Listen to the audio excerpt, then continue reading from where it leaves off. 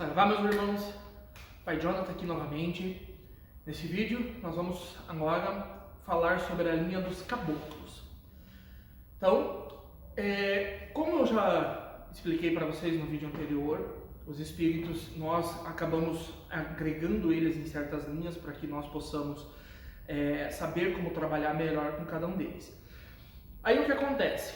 Os caboclos em si, até me fizeram uma pergunta em um dos vídeos do canal, que se você chegar numa tribo indígena hoje, digamos no Brasil, né, uma tribo indígena, você chega lá e fala de Oxóssi, fala de Xangô, de Ogum, eles nem sabem quem é, não conhecem, não existem esses orixás, porque isso é uma raiz africana, não uma raiz indígena. O índio, ele conhece Tupã, o índio não conhece Oxóssi. E aí o que acontece? Quando nós falamos desses índios trabalhando num terreiro, e eu sempre estou colocando aqui, explicando para vocês que eles prestam conta ao orixá, não quer dizer que todo indígena que morrer, esse Egum vai trabalhar com o orixá. Não é assim que funciona. Quando houve a determinação para que essa religião surgisse, que alguns espíritos começassem a se manifestar aqui, foi alguns guias, né, já me passaram essa informação, já explicaram algumas vezes, de que como houve vamos colocar uma palavra assim, um recrutamento. Alguns guias se reuniram e foram buscar espíritos do lado espiritual, na Ruanda em si, com arquétipos semelhantes. Foram buscar espíritos que tinham a mesma semelhança e característica de trabalho. E assim começaram a surgir as falanges. A falange em si é um agrupamento de espíritos que trabalha do mesmo jeito, de uma mesma forma, com os mesmos rituais, com as mesmas características, e dessa falange, um deles acaba se tornando o chefe dessa falange, o líder que vai passar as orientações para todo o seu grupo. Dentro ainda dessa falange, nós temos ali dentro algumas outras segmentações. Pode ter uma outra falange que sai aqui. Vou fazer um exemplo para poder explicar. Nós temos lá, por exemplo, a linha do caboclo Pena Verde. Caboclo Pena Verde, a falange dele. Nós acabamos falando linha porque meio que costumamos, mas o certo seria a falange do caboclo Pena Verde. Temos um chefe, não necessariamente é esse chefe que trabalha no terreiro, mas tem um grupo. Vamos chutar aqui, tem lá 100 espíritos que trabalham com o nome de Caboclo Pena Verde. Existe um chefe ali, e esses 100 espíritos têm as mesmas características, mesmos meios de trabalho que o líder. Eles se reuniram e decidimos, vamos trabalhar assim. Exemplo, nós vamos trabalhar de uma forma que o nosso cocar tenha que ter uma pena verde, nós vamos usar um charuto, e no nosso trabalho nós sempre vamos ter que usar um ramo de arruda. Exemplo. Essas são as características que essa linha vai ter. Porém, aqui dentro, alguns espíritos começaram a ter uma diferença. Vamos supor que, na vez de usar folha de arruda, agora eles vão usar folhas, ervas. Vão no meio da mata e vão pegar várias árvores, folhas delas. Então, não tem mais aquela característica da falange Pena Verde. Agora, um daqui vai se tornar um líder de uma nova falange chamada, por exemplo, Caboclo Folha Verde. E todos os espíritos que quiserem trabalhar com ele, nesse agrupamento, vão seguir as mesmas características e trabalhar do mesmo jeito. Então, dentro de uma falange, podemos ter outra falange que pode ter outra falange. Como isso é um pouco confuso tentar entender a fundo como funciona, demora um tempo para compreender isso, eu quero tentar focar em outras coisas da linha. Então, assim, a Umbanda em si, ela tem, há pessoas que dizem que são 21 linhas, há terreiros, né, que dizem que são 21 linhas, há terreiros que, por possuírem 7 orixás na sua egrégora, diz que nós temos as 7 linhas da Umbanda. E a minha casa segue essa doutrina, esse direcionamento, que nós temos 7 linhas da Umbanda. Os 7 orixás, cada orixá com os seus caboclos. Esses caboclos vão se manifestar no terreiro, ou trazendo na sua linha específica, ou em momentos em que se chame todos. Além disso, cada orixá, segundo a minha doutrina, ele tem uma linha neutra a quem ele rege. Então, cada um deles tem mais uma linha a quem ele rege, além do seu caboclo de responsabilidade ali. Com isso, nós temos 14 linhas. São 14 segmentos de trabalho, 7 caboclos e 7 linhas neutras. Nós não vamos falar sobre esquerda no momento. Com isso, continuando o nosso assunto, nós já chegamos em alguns pontos agora. O caboclo, como eu já comentei no vídeo anterior, ele é a voz do orixá na Umbanda. É o caboclo que se manifesta no terreiro. Quando ele chega, normalmente ele traz os traços daquele orixá que ele trabalha. Ele traz os traços. Se for um caboclo que trabalha na linha de Ogum, que é regido pelo orixá Ogum, normalmente ele vai trazer os traços de dança, de pé de dança, que se chama, que seria a corimba daquele espírito, ele dançar, ele girar, ou ele vai trazer os movimentos das mãos. Normalmente se vê caboclos de Ogum fazendo assim, como se fosse o pegar de uma empunhadura de espada. Caboclos de Oxóssi se vê algumas vezes eles fazendo assim, não como se fosse uma arminha, mas algumas na simbologia de uma flecha, alguns na simbologia até mesmo de um arco e flecha.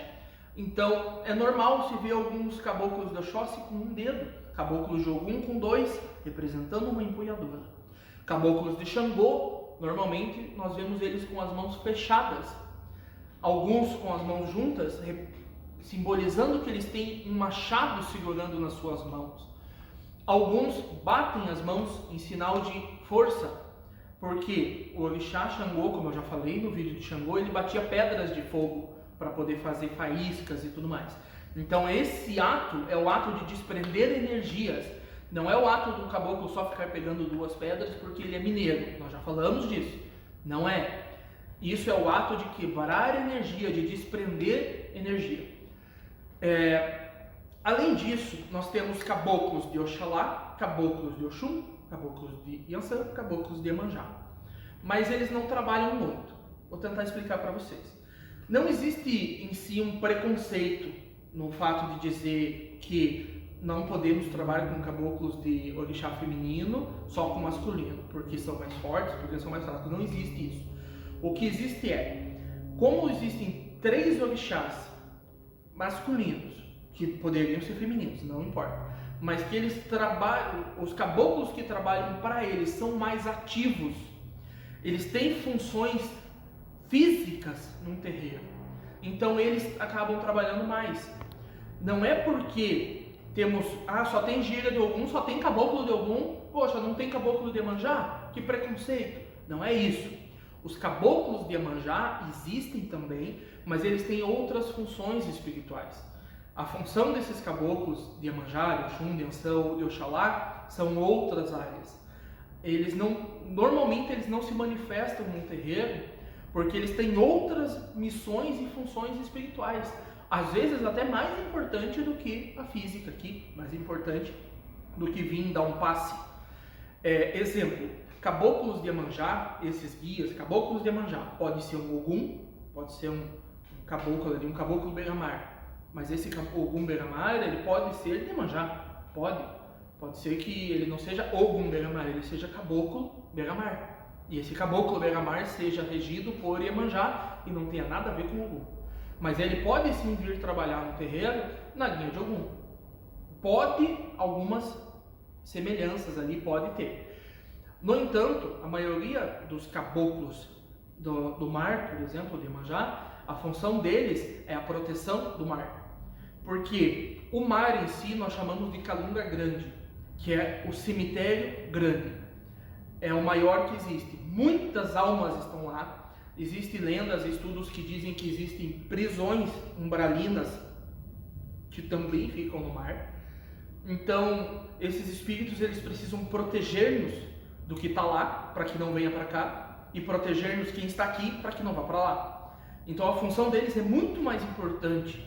Então, não são todos que teriam, não seria nem a permissão, mas seria a vontade de se manifestar num terreiro, sendo que a função dele lá já leva muito tempo, muito trabalho, muito gasto espiritual. Então, entendam isso. Há situações, existem sim, existem caboclos de Oxum, caboclos de Ançã que se manifestam, são raros, mas existem. Sempre que há a presença de um caboclo, de um Iabá ou de Oxalá, o sacerdote da casa precisa ficar sabendo e precisa conversar com esse espírito para ter certeza quem é ele. Se é, quem é, da onde vem, por que está vindo.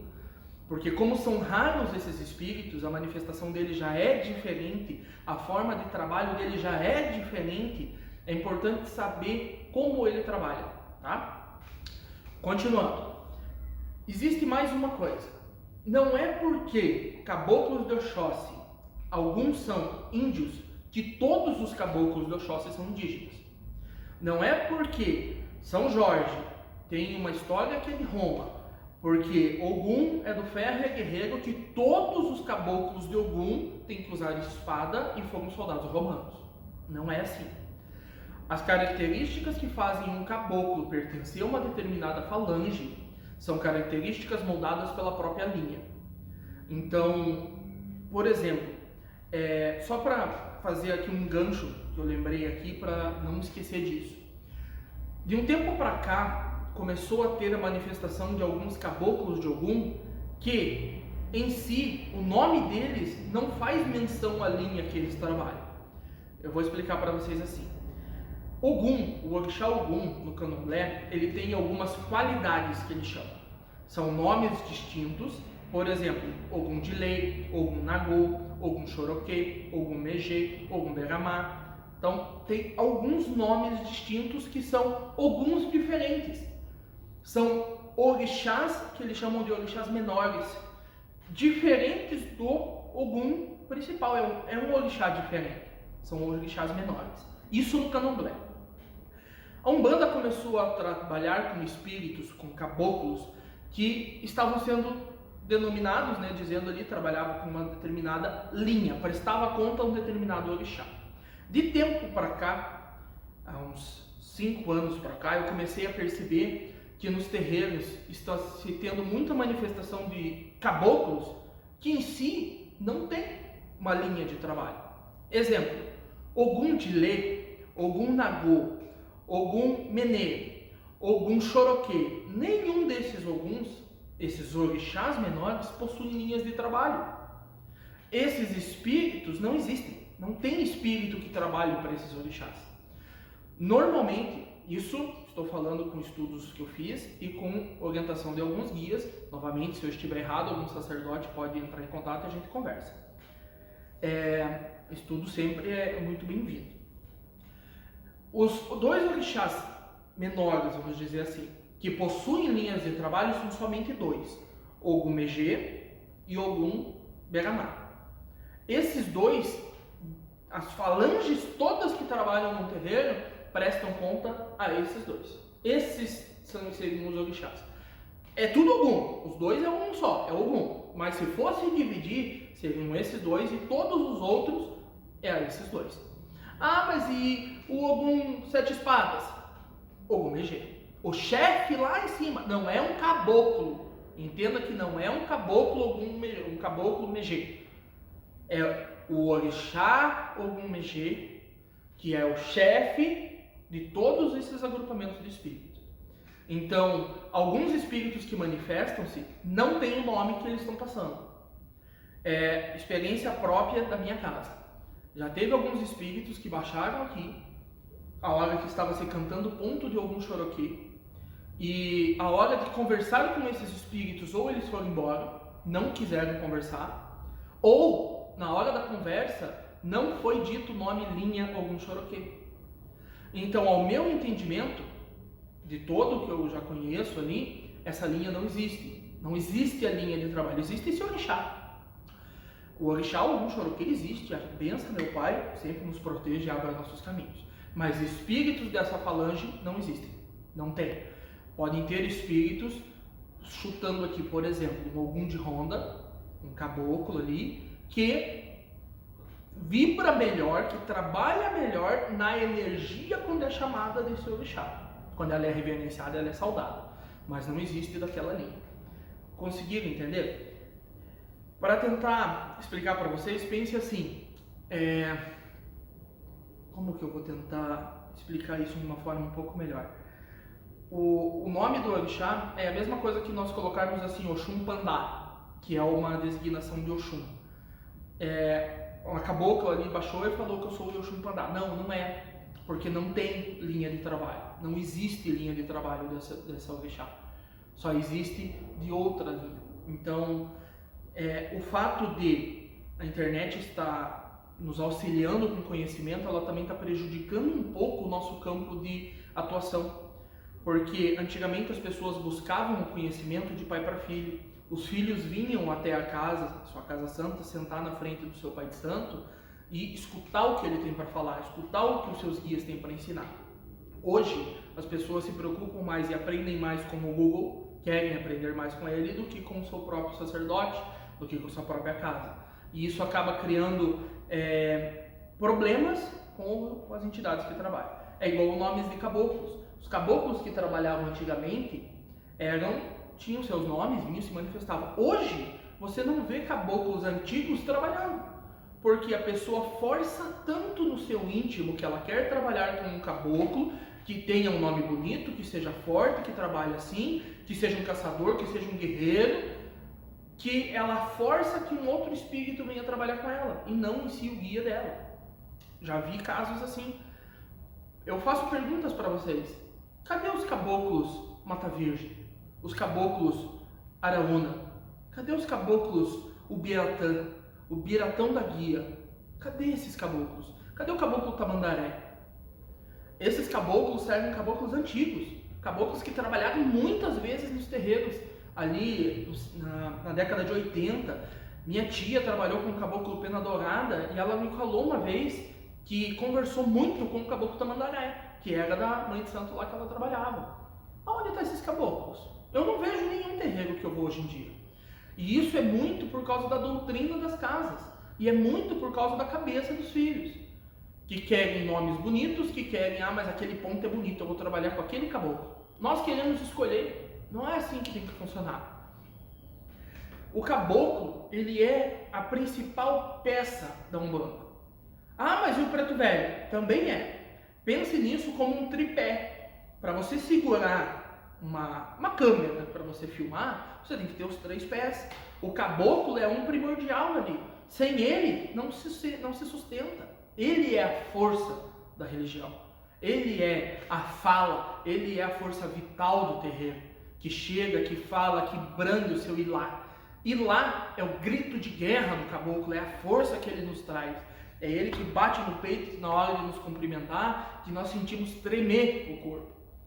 Então, eu quero que vocês, como eu já falei, né, a maioria das informações também fica no PDF. O vídeo ele é para ser complementar. Mas eu quero que vocês entendam que a linha de caboclo, ela não é fechada ao nível de apenas alguns tipos de espíritos que trabalham no tipo de falange. Desde que eles tenham certas características, eles podem trabalhar assim, não tem por que não.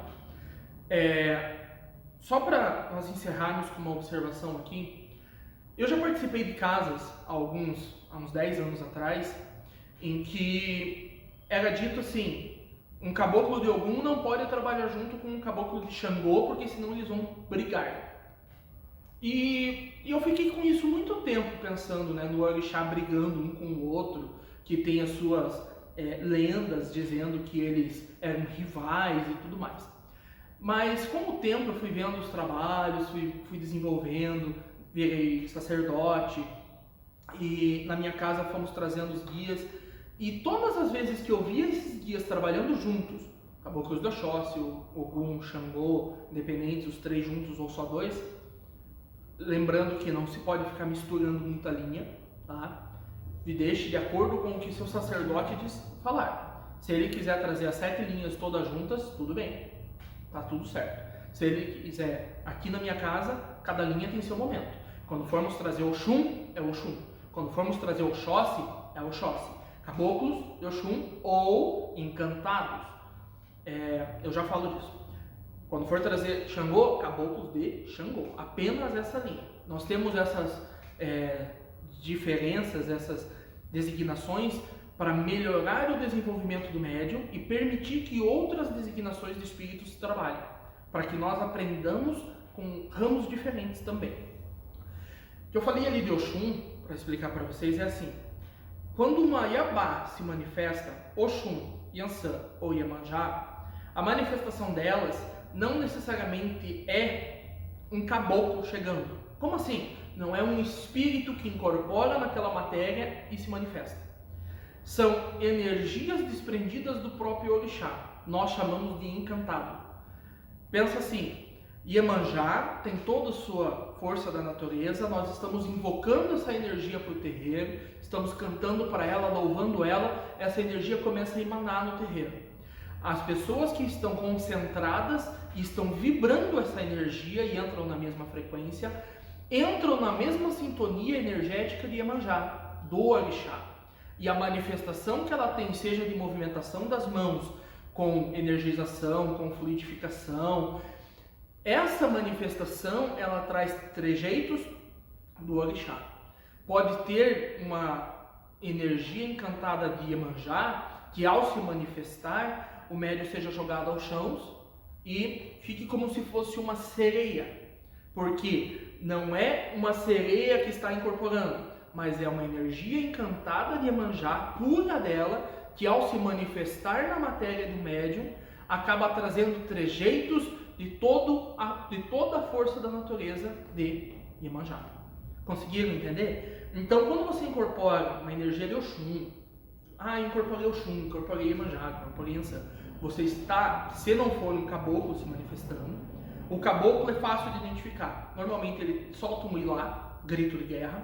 Normalmente ele abre os olhos, ele para, ele cumprimenta os locais sagrados do terreiro, ele fala, ele risca um ponto, ele se manifesta. Mas tudo isso é raro. Uma a cada 100 pessoas, 200 pessoas, manifesta-se um caboclo no meio de um ritual de um orixá, uma Iabá ou de Oxalá. Mas lembrando, isso não é nenhum tipo de preconceito, nada assim. Mas pode acontecer, não é regra. Continuando ali. Então, a hora que você incorpora essa energia ali de Oxum, você está incorporando a energia de Oxum. É quase que você estivesse incorporando o orixá. Mas, pai Jonathan, por que elas são tão diferentes? Tem uma Oxum que fica com as mãos, tem uma outra Oxum que fica dançando, tem uma outra Oxum que passa a mão no cabelo. Você não incorpora um espírito, você não incorpora uma presença, você está incorporando uma energia. A energia de Oxum, ela, como nós falamos lá no nosso vídeo do Orixá Oxum, ela é a beleza, ela é a riqueza, ela é a dança, ela é as águas. Então, a hora que você vibra isso, de acordo com a sua sintonia energética, você vai acabar trazendo para você certas características do orixá. Mas então isso pode mudar, né, pai? Pode ser que numa semana a sua energia de Yansan esteja ajoelhada no chão, vibrando as mãos, com sintonia de fazer o vento, de vibrar, de fazer a força. Pode ser que na outra semana, numa gira de Yansan, a energia que chega em você fique em pé, girando, movimentando a sua energia, assim como um turbilhão de vento. Mas na outra semana essa energia pode chegar assoprando. Já vi energias até assobiando também, mas assoprando. Porque a energia de Yansan, a hora que você se concentra para ela, ela pode trazer certas características. Diferente se for a manifestação de um caboclo. Esse caboclo, ao se aproximar, vai ser sempre do mesmo jeito, com os mesmos traços. Ele vai trazer o pé de dança, ele vai dançar com os rituais da forma ali do orixá, mas ele não muda, ele não vai ter mudanças. Então não é bom trabalhar com energia de orixá, é melhor trabalhar com um caboclo. Não existe essa regra, não existe esse critério. A hora que é aberta uma gira e a chamada energia de um orixá, se chega um caboclo ou se chega um encantado, ambos são muito bem recebidos. E ao meu ver, ao meu conhecimento, é muito mais rico para o terreiro, é muito mais importante para a energia da corrente a presença de encantados. Porque é uma energia direta do orixá, sem intermédio de um espírito, passando para o terreiro e expandindo no salão. Então isso é muito bonito, isso é muito lindo também. Bem, pessoal, esse vídeo nós vamos encerrar por aqui. Não esqueça de ler lá o PDF, compartilha nosso vídeo, não esqueça de dar um like e muito obrigado.